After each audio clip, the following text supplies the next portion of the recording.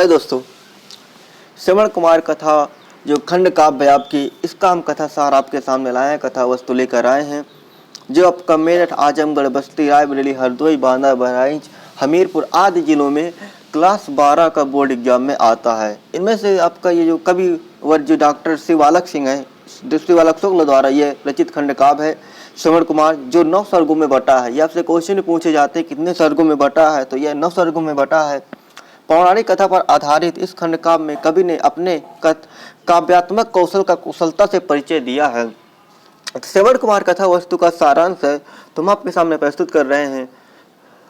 हमें आशा है कि आपको काफ़ी अच्छा लगेगा, पसंद आएगा, और यह हेलो साहित्य के द्वारा आपको प्रस्तुत किया जा रहा है। Thanks for watching. और अभी हम आगे देखते रहिए, अभी पूरा कथा वस्तु आपके सामने प्रस्तुत करते हैं। श्रवण कुमार डॉक्टर शिवालक शुक्ल द्वारा लिखित एक पौराणिक, प्रेरणादायक एवं भाव प्रधान कथा खंड काव्य है, जिसकी कथा वस्तु की पृष्ठभूमि वाल्मीकि रामायण के बीज रूप से ली गई है और कवि ने अपनी कलात्मक काव्य प्रतिभा से उसे युवा रूप परिवेश में पुनरुद्भाषित करने का प्रयास किया है। इस खंड काव्य की कथा मंगलाचरण को छोड़कर अयोध्या, आश्रम, आखेट, श्रवण, दशरथ, संदेश, अभिशाप, निर्वाण और उपसंहार के 9 सर्गों में विभक्त है। मंगलाचरण में कवि सरस्वती और गणेश की वंदना करके खंड काव्य को प्रारंभ करता है। प्रथम सर्ग है इसमें अयोध्या वर्णन, जो प्रथम सर्ग है अयोध्या वर्णन का है। तो खंड काव्य में प्रथम सर्ग में अयोध्या की स्थापना, नामकरण, राजकुल, वैभव तथा उसकी उपलब्धियों का विवरण देकर कथा की पृष्ठभूमि तैयार की गई है।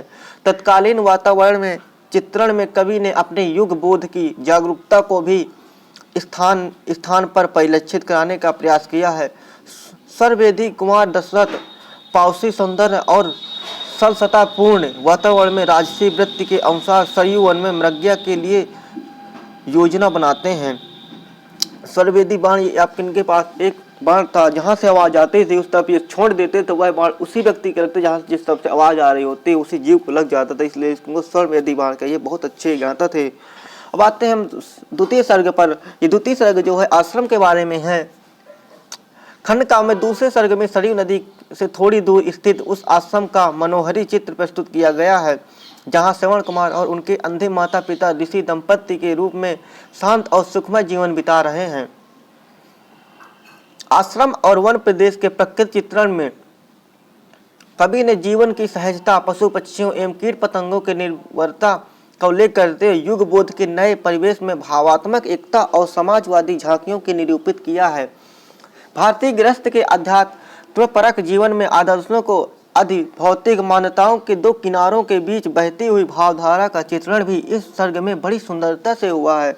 युवक श्रवण कुमार इसी पवित्र वातावरण में अपने चरित्र का विकास करता है। वह नित्य अपने अंधे माता पिता को श्रद्धापूर्वक स्नान कराता है, पूजा सामग्री जुटाता है, नित्य माता पिता की सेवा में लीन रहता है। दोनों को कांवर में बिठाकर दिवालियों और तीर्थ स्थानों पर ले जाता है। कांवर होती है, 1-2 टोकरी होती है, उनको जैसे आपका तराजू होता है, तराजू के तहत उनको बांध लेते हैं और अपने कंधे पर रख करके उनको तीर्थ यात्रा कराते हैं। इसके बाद आता आपका तृतीय सर्ग। तृतीय सर्ग में आखेट होता है, यानी आपका शिकार होता है। एक दिन गोधुल बेला में महाराज दशरथ भोजन करने के बाद विश्राम कर रहे थे। उनके मन में आखेट की इच्छा जागृत हुई। उन्होंने सारथी को बुला भेजा और रात्रि के चतुर्थ पहर में प्रस्थान करने की इच्छा प्रकट की। रात्रि में सोते समय राजा ने स्वप्न में देखा था कि एक हिरण का बच्चा उसके बाण से मर गया है और हिरनी खड़ी हुई आंसू बहा रही है। राजा दशरथ बहुत सवेरे रथ पर सवार होकर शिकार के लिए चल दिए। वे शीघ्र ही अपने इच्छित स्थान पर पहुंच गए। रथ से उतर कर वे घने वन में एक अंधकारमय स्थान में छिप कर बैठ गए। धनुष बाण संभाले वे किसी वन्य पशु की प्रतीक्षा करने लगे। इस बार चतुर्थ सर्ग आता है, जिसमें श्रवण कुमार जी आते हैं। इधर श्रवण कुमार के माता पिता को प्यास लगी। उन्होंने श्रवण कुमार से जल लाने को कहा। श्रवण जल लेने के लिए नदी के तट पर गया और जल भरने के लिए कलश नदी के जल में डुबोया। घड़े के शब्द को राजा दशरथ ने किसी वन्य पशु की आवाज समझा। उन्होंने तुरंत शब्द भेदी बाण चला दिया। बाण श्रवण कुमार को लगा और श्रवण कुमार चित्कार करता हुआ धरती पर गिर पड़ा। मानव शब्द सुनकर राजा दशरथ चिंतित हो उठे और प्रभु कल्याण कर कहते हुए नदी के किनारे जा पहुँचे। राजा दशरथ के बाण से घायल श्रवण नदी के तट पर पड़ा था। वह अपने माता पिता की चिंता में व्याकुल था और बिलख बिलख कर कह रहा था कि मेरे असहाय अंधे माता पिता का भविष्य क्या होगा। अगला सर्ग आता है जिसमें दशरथ उनके पास पहुंच जाते हैं। फिर उनसे जो बात होती है, पंचम सर्ग में दशरथ के अंतद्वंदों का चित्रण हुआ है। आश्रम को जाते समय रास्ते में आत्म चिंतन द्वारा दशरथ पश्चाताप कर रहे हैं कि दशरथ अपने अपराध की गंभीरता और अक्षमता पर विचार करते हुए कहते हैं, करे मुनीस क्षमा में होंगे, करे मुनीस क्षमा वे होंगे, निष्प्रह करुणा सिंधु अगाध, पर मेरे मन न्यायालय में क्षम नहीं है यह अपराध है, पर मेरे मन न्यायालय में क्षम नहीं है यह अपराध है। किस प्रकार किन शब्दों में मैं दुखंत वृंत सुनाऊंगा, हो ऋषि कोप अनल से बचकर भी कैसे सुख पाऊंगा। दशरथ जी कहते हैं कि मैं मुनीस क्षमा में होंगे या कोई भी करुणा सिंधु के अगाध में वो मुझे यदि क्षमा करेंगे तो, लेकिन मेरे मन में यह क्षमा के योग्य नहीं है जो मैंने कृत्य किया है। और यदि उन्होंने उनको दुखद वृंत सुनाऊं और उनको कोप अनल से बच भी गया तो मैं सुख कैसे पाऊंगा। इन विकल्पों संकल्पों के साथ कुमार दशरथ आश्रम में पहुंच जाते हैं और छठा सर्ग में जब संदेश वो उनको सुनाते हैं श्रवण कुमार के माता पिता को। छठे सर्ग में श्रवण कुमार के माता पिता की वृद्धावस्था की असहाय स्थिति तथा ममता भरे वात्सल्य का चित्रण है तथा दूसरी ओर दशरथ के क्षोभ भरे आत्म लांछन पर मार्मिक चित्रण है। ऋषि दंपति श्रवण कुमार के आगमन की प्रतीक्षा में चिंतित और व्याकुल है। दशरथ के पैरों की आहट सुनकर वे बोल उठे, कहाँ पुत्र थे मेरी लकुटी, कहाँ पुत्र थे मेरी लकुटी, वाहन मेरे मेरी आँख, दीन कृष्ण ही सोन चिरैया, दीन कृष्ण की सोन चिरैया, भीगे हुए बिगह की पाँख, गतिहीनों की गति उपनिधि, गतिहीनों की गति उर उपनिधि, अंधलोचनों के आलोक, जीवन के प्रिय जीवन हो तुम, करो बोलकर हमें अशोक। यानी कहते हैं कि आप कहाँ चले गए थे, इतनी देर कैसे लगा दी और आप हमसे बात करके हमें अशोक करो, शोक मुक्त करो। दशरथ कहते हैं कृपया जल लीजिए, यह सुनते ही वे पूछ बैठते हैं।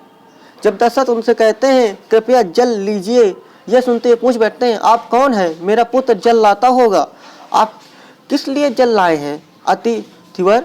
उन्होंने उनको सम्मान पूर्वक उनसे पूछते हैं, आप कौन हैं, मेरे पुत्र जल लाता होगा, आप किस लिए जल लाए हैं अतिथिवर, आपके सुहागमन से मेरा आश्रम पवित्र हो गया। कुमार दशरथ एक और अपने कुकृत्य और दूसरी ओर ऋषि दंपति के आतिथ्य भाव की तुलना पर आत्मग्लानि से झुक जाते हैं। वे अपना परिचय देते हुए अपने अपराध को ज्येष्ठ दंपति के सामने कहते हैं और क्षमा याचना करते हैं। दोनों माता पिता पुत्र की मृत्यु का समाचार सुनते ही शोक संतप्त हो जाते हैं और पुत्र को देखने के लिए कुमार दशरथ के साथ चल पड़ते हैं। सातवां सर्ग इसमें जिसमें वो अभिशाप देते हैं, उनको शापित करते हैं दशरथ को। तो इसमें खंड का आपका सातवां सर्ग सबसे बड़ा और महत्वपूर्ण है। इसमें करुण रस का संगोपांग परिपाक हुआ है। माता पिता श्रवण कुमार की पूर्व स्मृतियों को दोहरा कर करुण विलाप करते हैं। कौन हमारे लिए विपिन से कंद मूल फल लाएगा, कौन हमारे लिए विपिन से कंद मूल फल लाएगा, कौन अतिथि हमें खिलाने में सच्चा सुख पाएगा, कौन अतिथि हमें खिलाने में सच्चा सुख पाएगा। मंजन स्नान कार्य संपादन, मंजन स्नान कार्य संपादन हित जल लाएगा, अब कौन पूजा के उपचार हमारे हेतु जुटाएगा, अब कौन। यहाँ पे कहते हैं रोको रोकर पिता कहते हैं, पुत्र तुम मेरे लिए सदैव जल लाया करते थे, अब क्या तुम मुझसे ही जली लोगे, तुम हमारे आगे आगे चलते थे, क्या मृत्यु में भी आगे चल दिए, तुम हमें साथ लेकर अनेक तीर्थों का दर्शन कराते रहे, क्या अब अकेले ही स्वर्ग का उपयोग करने चले पड़े।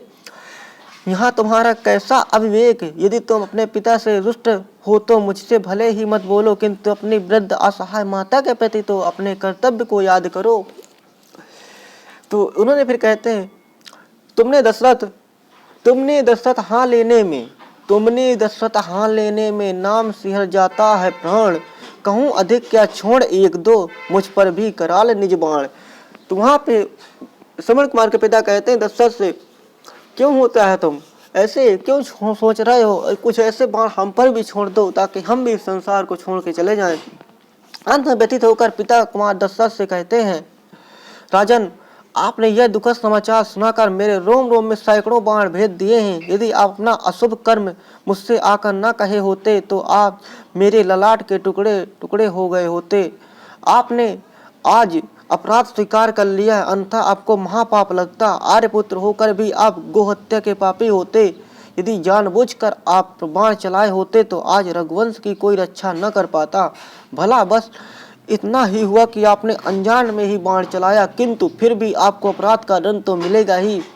जो बबूल लगाएगा उसे आम कैसे मिल सकता है। यहाँ पे बहुत अच्छी बात कहते हैं श्रवण कुमार के पिताजी, जो बबूल का पेड़ लगाएगा उसको आम कैसे मिल सकता है। अंत में वे श्राप देते हैं, पुत्र शोक में कलप रहा हूँ, पुत्र शोक में कलप रहा हूँ जिस प्रकार मैं अजनंदन, पुत्र शोक में कलप रहा हूँ जिस प्रकार आज मैं नंदन, सुत वियोग में प्राण तजोगा, सुत वियोग में प्राण तजोगा इसी भांति करके क्रंदन। यहाँ पे दशरथ की उसके श्रवण कुमार जी के पिता कहते हैं कि जैसे पुत्र शोक में आज कलिप रहा हूँ, कलप रहा हूँ, रो रहा हूँ, और उसी प्रकार आप अपने पुत्र के वियोग में अपने प्राण त्यागोगे रोते हुए।